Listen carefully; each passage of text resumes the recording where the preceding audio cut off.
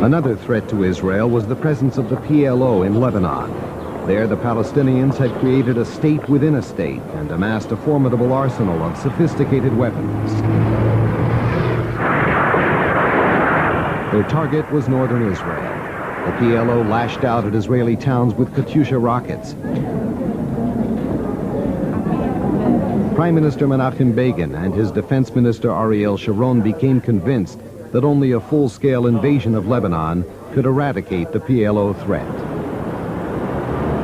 June 3, 1982, Israel's ambassador to Britain, Shlomo Argov, was gunned down by Palestinian terrorists in London.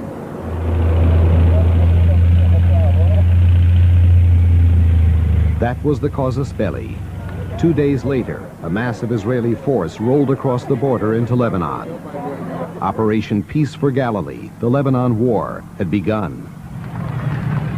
Israel's plan was to destroy the PLO's bases and infrastructure, to force the Syrian army out of Lebanon, and to ensure the installation of a government friendly to Israel.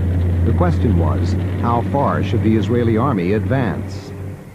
The intention was to reach 40 kilometers, and the first government cabinet meeting, one of the members, I think it was Deputy Prime Minister, asked then, what about, is Beirut in the picture?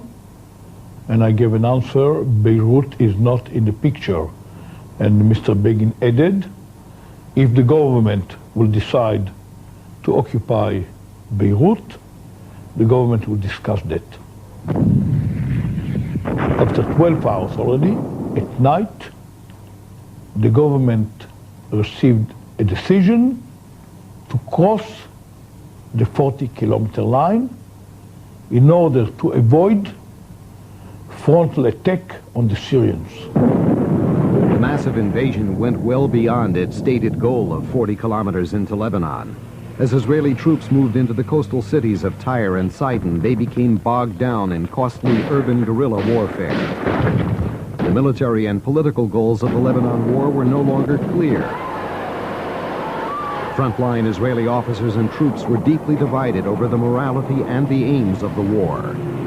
We were sitting in one of the villages at the Bekaa, I don't remember the name now, and we were under attack or some artillery or whatever, and we were fighting.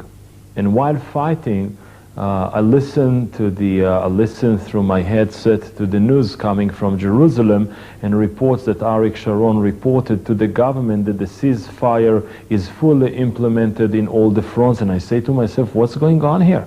Am I a soldier of somebody else? Am I a soldier of somebody else's army? The war escalated into confrontation with Syria. It ended with the extended siege of Beirut and the evacuation of Yasser Arafat and his PLO forces from the Lebanese capital.